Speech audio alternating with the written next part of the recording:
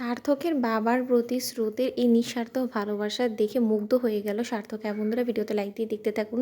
নাওয়া খাওয়া না ঘুমিয়ে সব কিছু বাদ দিয়ে যখন দিন রাত শুধু সার্থকের বাবার যত্নআত্তি করতেই ব্যস্ত হয়ে পড়ে স্রোত, ঠিক সেই সময় সার্থক বলতে থাকে যে সত্যিকার অর্থেই এরকম হয়তো মানে আমার আপনজনও করতো যে কাজটা আজকে স্রোত করছে, দিন রাত এক করে না ঘুমিয়ে শুধুমাত্র আমার বাবার যত্নআত্তি করার জন্য। মেয়েটার মধ্যে বিন্দুমাত্র ক্লান্তি বোধ নেই, ও দিন রাত এক করে আমার বাবার যত্ন করে যাচ্ছে, কিন্তু তা সত্ত্বেও মেয়েটার কোনো কমপ্লেনও নেই। কিন্তু সেই জিনিসটা আর যাই হোক না কেন, আমি যেটা করতে না পারি সেই জিনিসটা আমার বাবা আজকে তার এই মেয়ের কাছ থেকে পাচ্ছে। আমি সত্যিকার অর্থে স্রোত তোমার কাছে অনেক বেশি কৃতজ্ঞ। ওদিকে স্রোতকে এইরকমভাবে আড়াল থেকে দেখা মাত্রই সার্থকের পিসিমণি সার্থককে বলতে থাকে, দেখেছিস ওই মেয়েটাকে, ওই মেয়েটার প্রতি তোর বিন্দুমাত্র মায়া দেওয়া হয় না তাই না? তাও তুই মেয়েটার উপরে এত চিৎকার চেঁচামেচি করছিস, তাও দেখেছিস তোর বাবার প্রতি ওর কতটা নিঃস্বার্থ ভালোবাসা, কতটা যত্ন আত্তি করছে তোর বাবার প্রতি। ওর যে এই স্নেহটা, এটাই বা কজনের ভাগ্যে জোটে বলতো। আজকে তোর বাবার কত বড় একটা কপাল যে এরকম একটা মেয়ে পেয়েছে। এরকম একটা মেয়ে পাওয়াটা আসলে সত্যিকার অর্থেই ভাগ্যের বিষয়, কিন্তু তুই তো এখনও পর্যন্ত দাঁত থাকতে দাঁতের মর্যাদা দিবি না তাই না সার্থক? তখন সার্থক বলতে থাকে, তুমি কী বলতে চাচ্ছ পিসিমণি?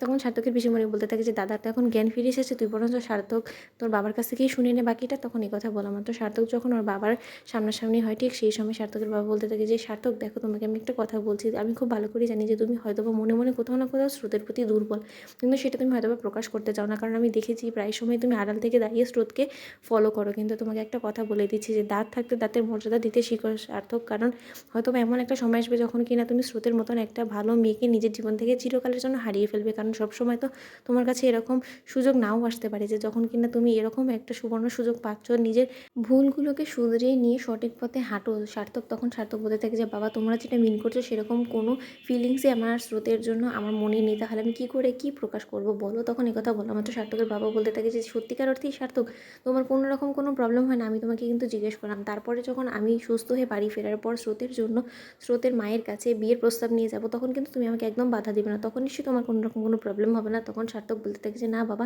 আমার কি সেটা তা আপত্তি হবে বলো তো? তোমার যে বন্ধুর ছেলের সাথে তুমি স্রোতকে বিয়ে দেওয়ার কথা ভেবেছো, তুমি বরঞ্চ সেই দিকে এগো, কারণ আমার স্রোতের প্রতি কোনো রকম কোনো দুর্বলতা নেই, আমি তোমাকে এতটুকু গ্যারেন্টি দিয়ে বলতে পারি। তখন কথা বললাম, সার্থকের বাবা বলতে থাকে যে ঠিক আছে, তোর যা মতামত সেটা তো আমি শুনেই ফেললাম, এরপর আমি নিশ্চিন্ত হয়ে গেলাম যে তোর মনে কোনো রকম কোনো ভাবনা চিন্তা নিয়ে স্রোতেরকে নিয়ে। তাই এখন স্রোতের ভবিষ্যতের বিষয়টা যা ভাবার আমাকেই একাই ভাবতে হবে, কারণ আমি খুব ভালো করে জানি যে এখন আর যাই হোক না কেন স্রোত যে কোনোদিন আমার বাড়ির বউ হতে পারবে না, সেটা তো শিওর তাই না? তখন কথা বললাম তো সার্থক বলতে থাকে যে হ্যাঁ বাবা।